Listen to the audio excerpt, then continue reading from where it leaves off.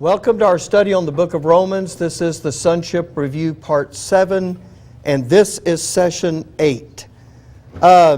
We left off last time, we were looking at the accursed issue in Romans chapter 9, verse 2, where Paul said, I could wish myself accursed from Christ for my brethren according to the flesh. But we followed that back over to find out what the word accursed means.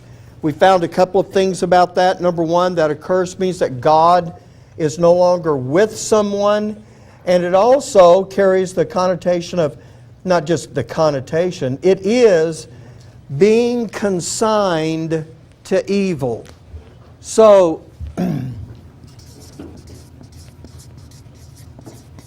when we talk about being consigned to evil, we went over and we looked at that verse in Isaiah. Remember, God says, I create evil. And we talked about that does not mean that God is saying, I'm the instigator of the things that are evil in this world, or all the bad things that are happening, I'm behind them. But He was talking about evil in the sense of judgment and what was going to be happening to Israel. And then we went over to Deuteronomy. We looked at the fact that God said, I'm going to be your right arm, I'm going to be your captain. You're going to go into the land. I'm going to make your enemies flee from before you. But when we got over to Joshua chapter 7 and verse 12, we found out that Israel could not stand before their enemies, and they fled before those enemies because they were accursed. We picked up that term again. The fact that God was no longer with them. And because He was not, they did get consigned to evil. And then we looked at all of these indictments that were happening to Israel in the prophets. And we were back over in Isaiah, and we looked at some things where God was talking about what they were doing and what was happening with them. And we came across those two terms. One of them was accursed. Does anybody remember what the other term was? These were the two terms. Remember, I'm sure we talked about this. Maybe we didn't. So maybe I'm asking you something we didn't do. When we talked about these stages in Israel's program, I was telling you that the last three prophets before you have Haggai,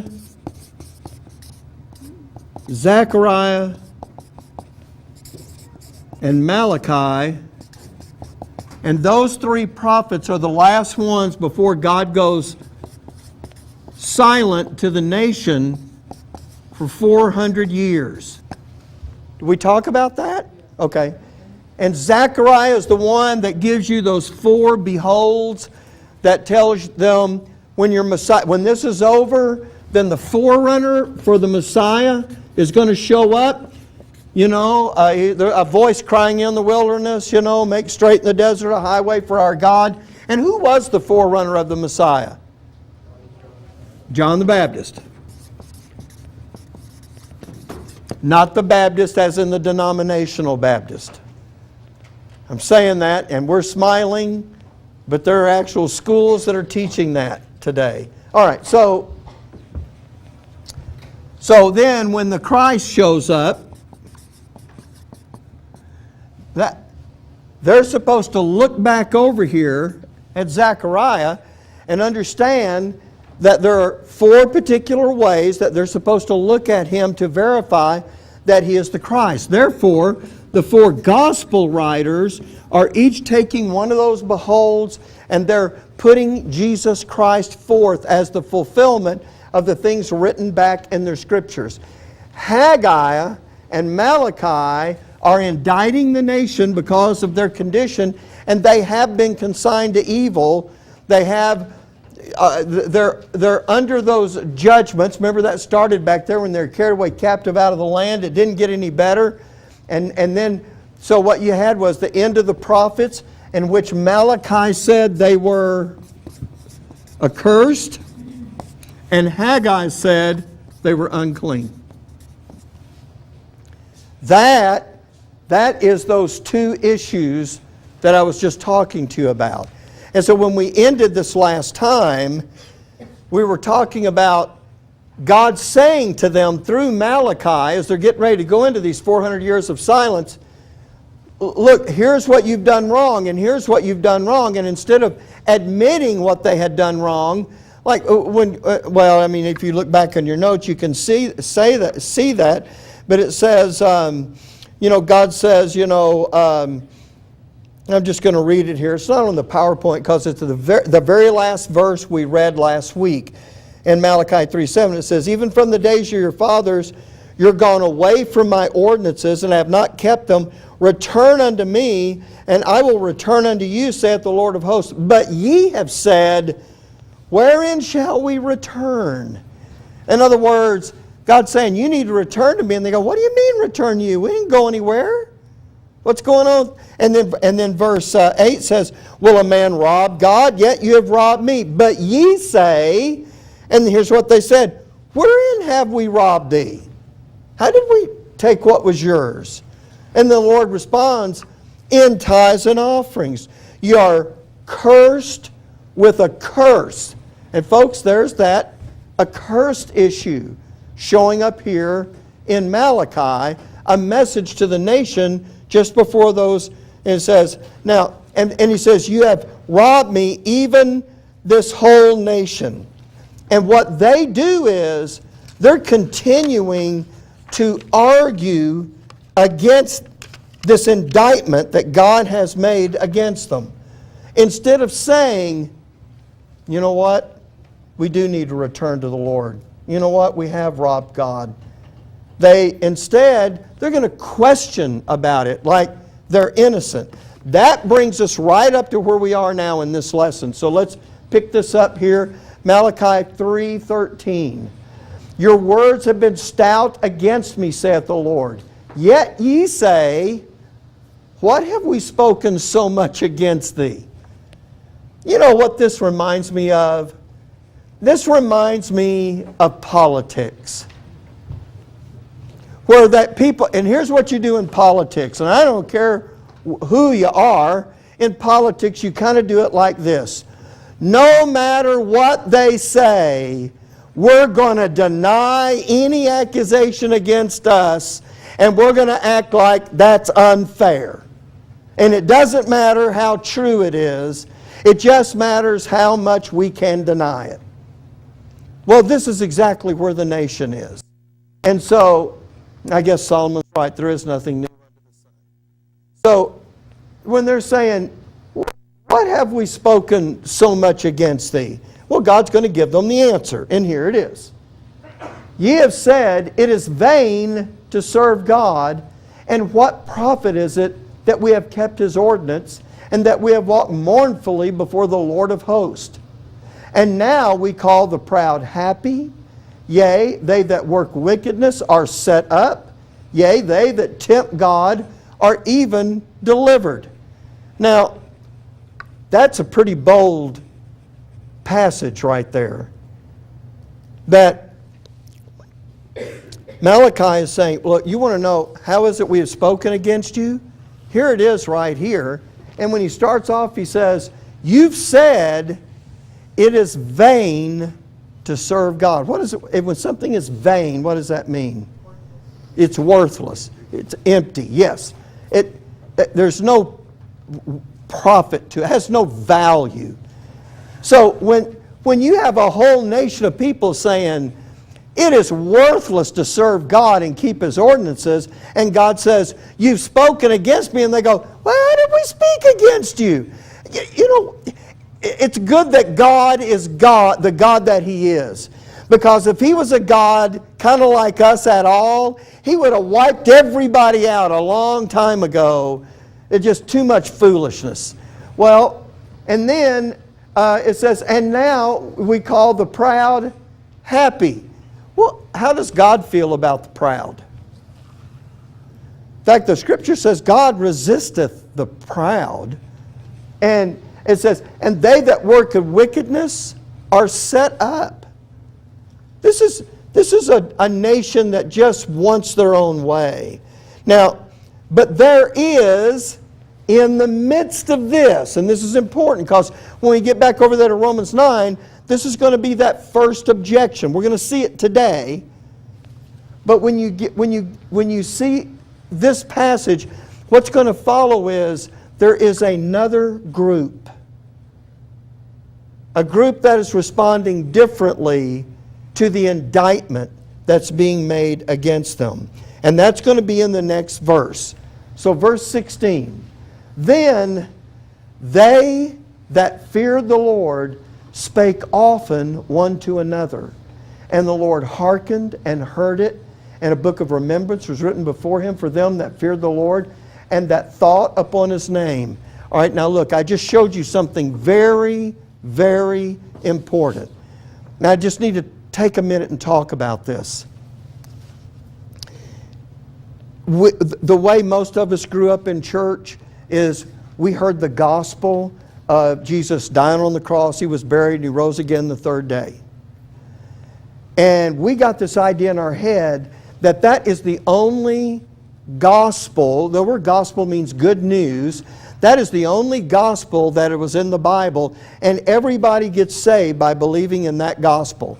But there was no gospel of the death, burial, and resurrection of Jesus Christ back here. They didn't know who Jesus Christ was.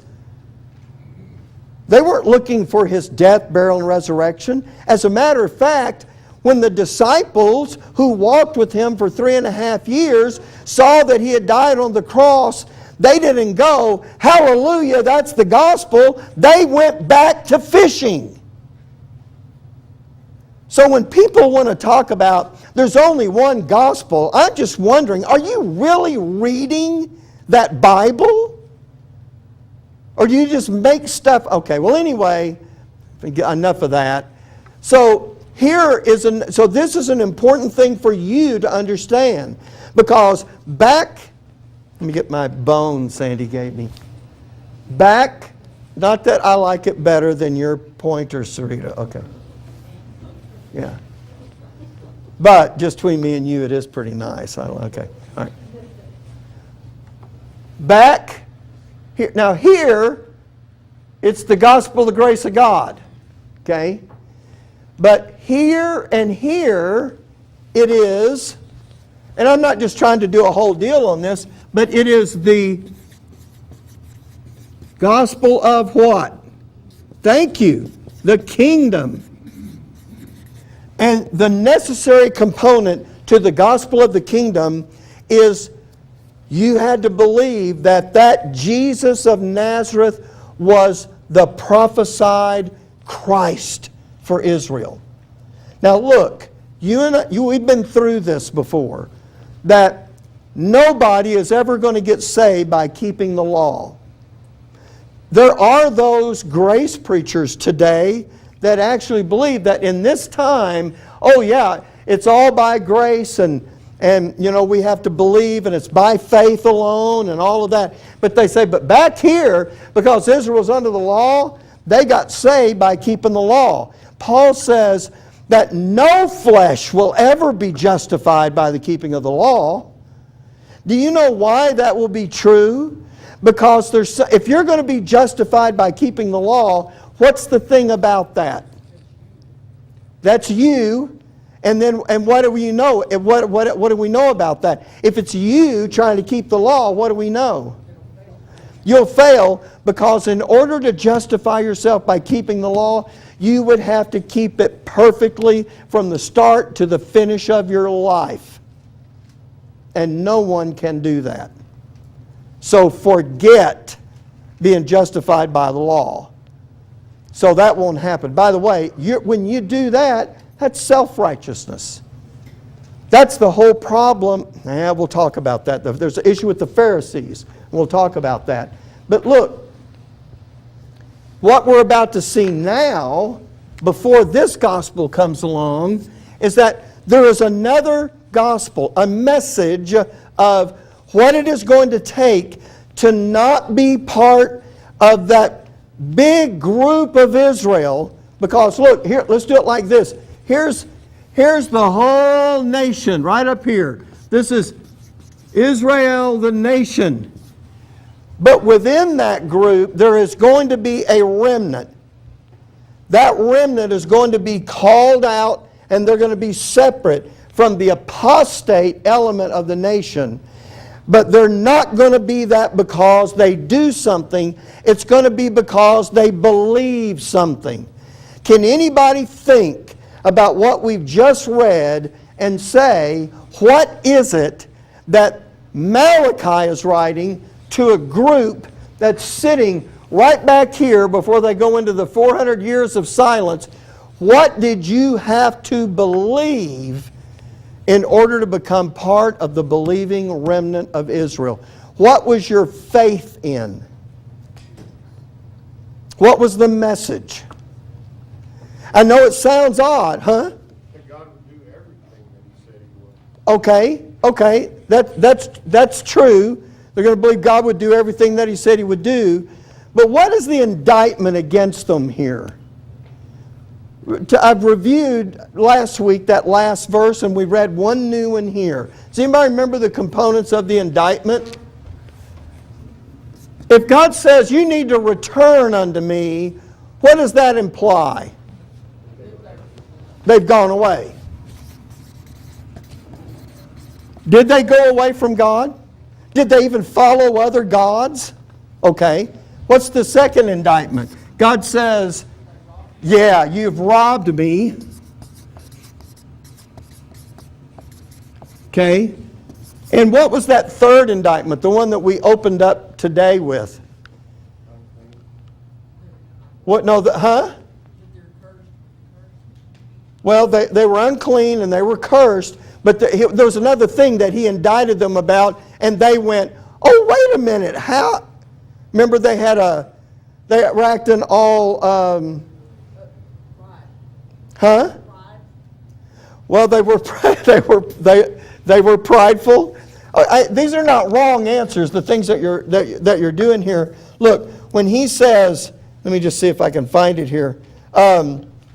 Look back in verse 13. Let me just take you back. Yeah, there you go. That's the one I was after.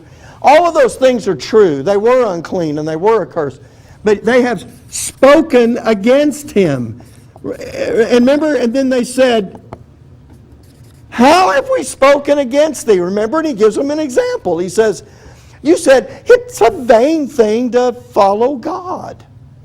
Well, so here's three indictments, and they're denying every one of them, right? Wherein shall we return?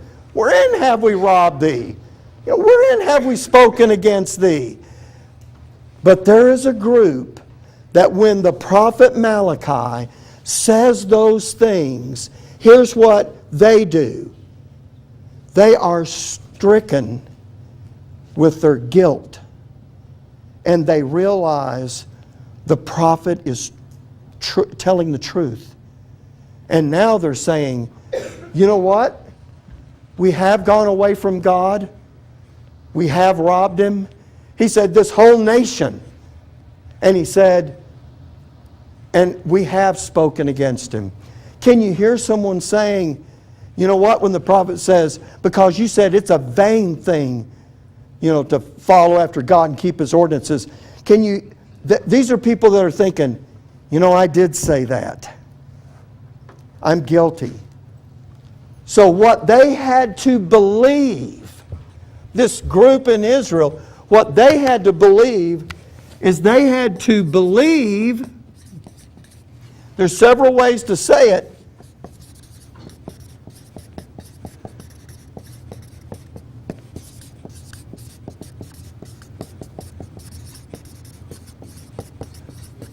the indictment against themselves.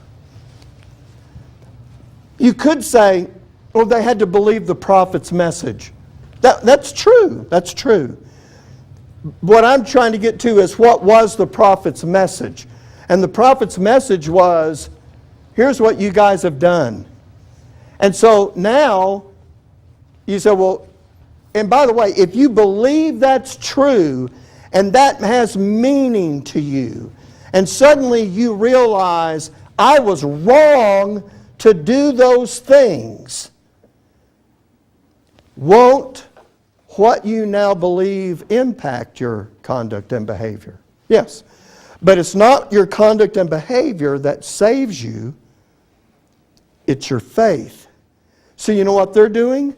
They are believing this indictment, I mean, I hate to look like Gene Scott, but, I mean, I don't look like him. I'm in the board looking like him. Heaven forbid.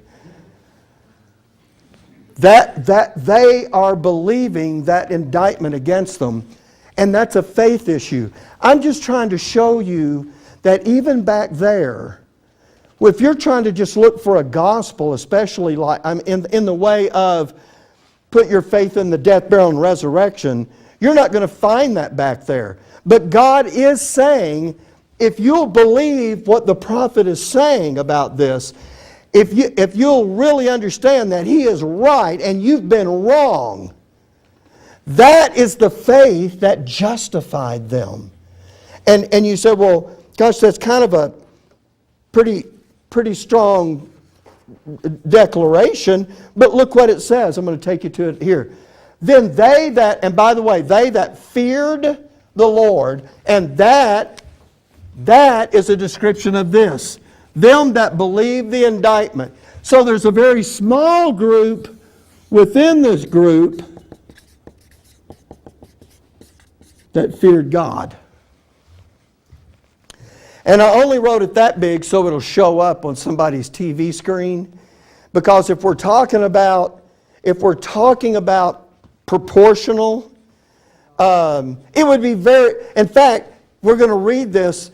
The Lord, we always say the remnant. The remnant. Here's what we're going to read. The Lord says, a very small remnant. It is. It's just, but it is there. And so now let's look at this. They that feared the Lord spake often one to another. Now I pulled this verse out. Yeah, we've been reading through the chapter, but it was last week. So it's a little unfair for me to say or to ask you, they that feared the Lord spake often one to another. This is not about, I need to call Sarita more, I need to get in touch with Eric more often. It's not about that. What is it talking about? They that feared the Lord spoke often one to another. They had their fellowship because they were a very small group in that big group, and they couldn't like mix and mingle with all the others that didn't believe. They only had their certain ones that they could fellowship with of what they believed. Okay, let's take that's it. Now let's take that one step further. So when they were fellowshipping with each other, because they couldn't, there's a reason they couldn't fellowship with that other group, because the thing they were fellowshipping about, they didn't have in common with the apostate nation, because what they were speaking to each other about was the indictment, and that they were guilty, and that they had been wrong. You certainly would, you know what that would be like? That would be like going into a church that didn't rightly divide the word, and then, trying to talk to everybody about, oh my goodness. And they're all, that just wouldn't go well. So, my point is, so they spake often one to another. You know what they're doing? They're reminding each other, like Linda said, this is the group that has something in common, that are fellowshipping together. And the reason they don't have it in common with the apostate nation, because they're not talking to each other about being Israelites. They're talking to each other about the message that Malachi had given them. Does everybody see that? And then and the reason I say that's what justified them is because, look what it says here. And the Lord hearkened and heard it. And then look what happened. And a book of remembrance was written before him for them that feared the Lord. See, they that feared the Lord spake often one to another. And when God heard that, and he saw what they were doing, he had a book written. And guess what? Their names get written in that book. What does that remind you of? Doesn't it remind you of the book of life? Of course. And a book is written before him for them that feared the Lord and that thought upon his name. See, that's not them going out and keeping the law. That's something that they believe. This is a faith issue. The reason I took the time to do this is because every time anybody is going to be justified, it is going to be by faith. Hey, the nation started out with Abraham. And what does Paul say? And Abraham believed God, and it was counted to him for righteousness. It's always faith. It's never works. And so I just wanted to go to the trouble to show you that, but did that just turn up in volume all of a sudden? Weird. Okay, what have I got left here? Okay. So, God is going to, here's what's going to happen. He is going to spare or deliver this group, and He's going to destroy that group. And it is all going to be based on what they believed about that indictment that was made against them. And so it's all based on their response. Now, take a look now at verse 17. And here's what God says about those. By the way, we're just continuing. He says, and a book is written before him for them that fear the Lord and that thought upon his name. And they shall be mine, saith the Lord of hosts, in that day when I make up my jewels. Now, I really like that phrase because God says there's a day coming where I'm going to make up my jewels. In other words, I'm going to gather together all of the things that are valuable to me. And he calls them his jewels. And I will spare them, and that's why I wrote that out there, as a man spareth his own son that serveth him. Then shall you return and discern between the righteous and the wicked, between him that serveth God and him that serveth him not. And I've got one, now this goes on into chapter 4. For behold, the day cometh that shall burn as an oven, and all the proud, yea, and all that do wickedly shall be stubble, and the day that cometh shall burn them up, saith the Lord of hosts, that it shall leave them neither root nor branch. That's this group. They're going to be destroyed.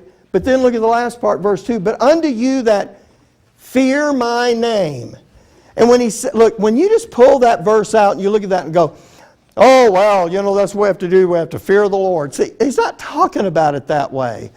Those that fear the Lord have already been identified as those that have believed and responded properly to the indictment against them.